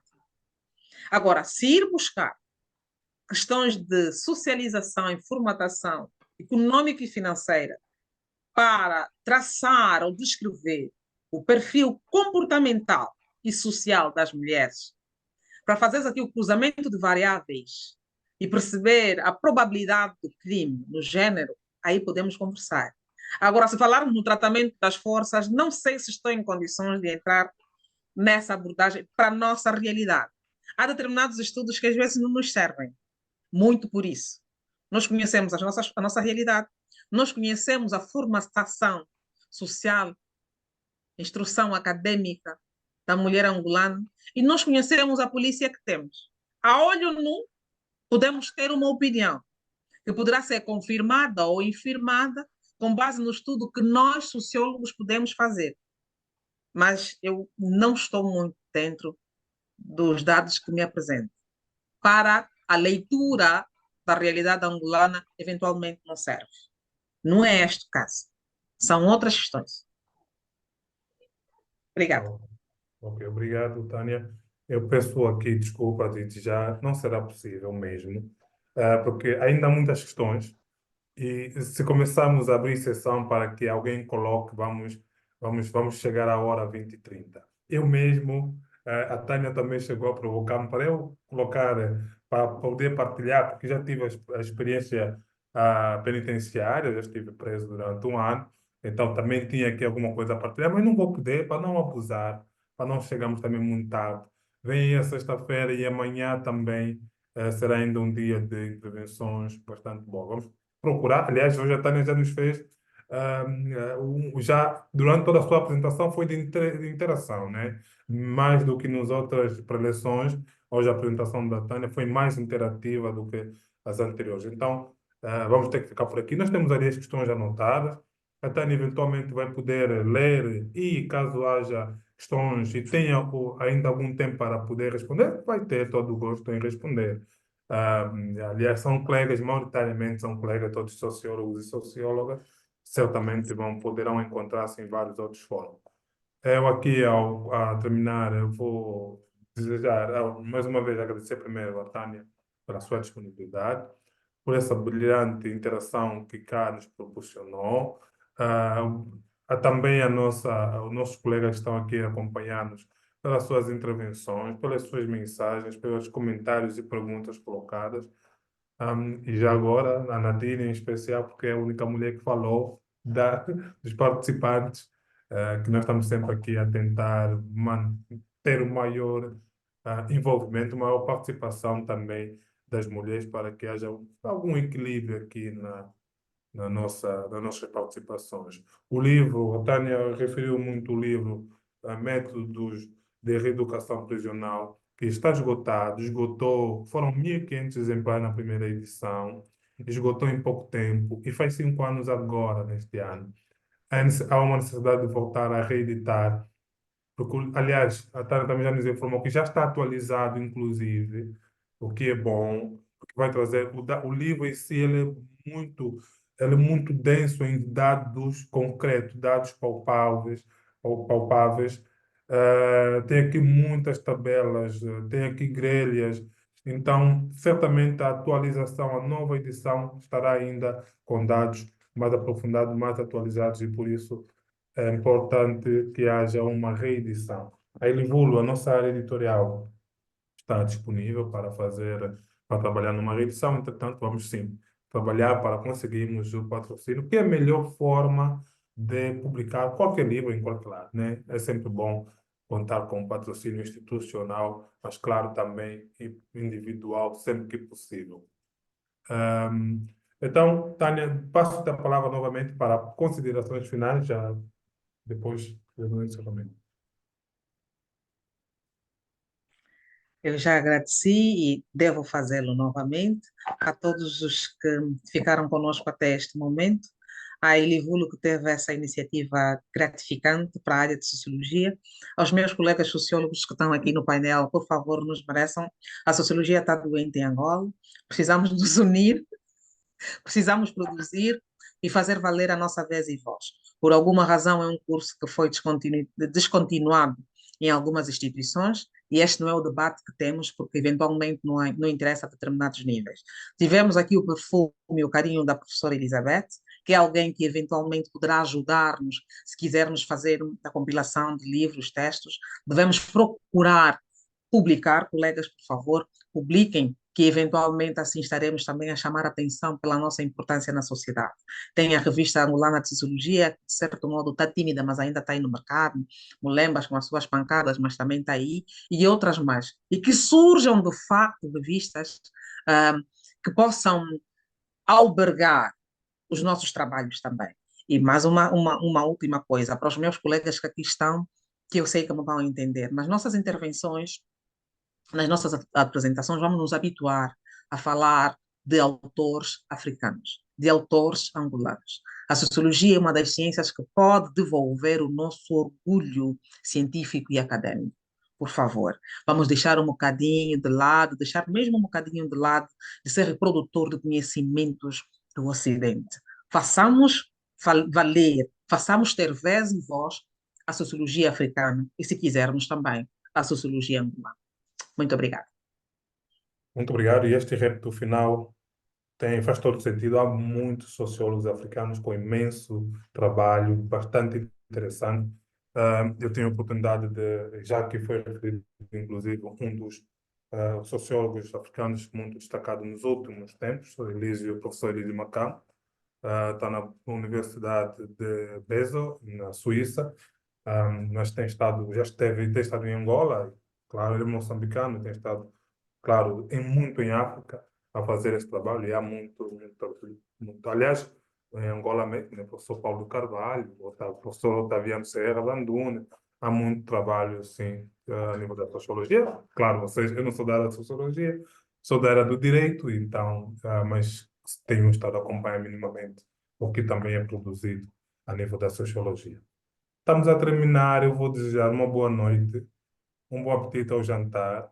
Nós estaremos juntos amanhã para a nossa sessão final, ou não, vai depender do que nos irá informar do estado de saúde do convidado preletor Otaviano Francisco. Caso esteja em condições, talvez possamos realizar uma sessão extra no sábado, mas isso só depois de confirmarmos, que poderemos também abordar convosco, ali ouvir no grupo do WhatsApp, a disponibilidade para sábado realizarmos esta sessão final. Mas a partir da manhã será a final com Miguel Barros, o sociólogo da Guiné-Bissau, mas que com muita intervenção a nível do continente africano. Muito obrigado e estaremos juntos amanhã.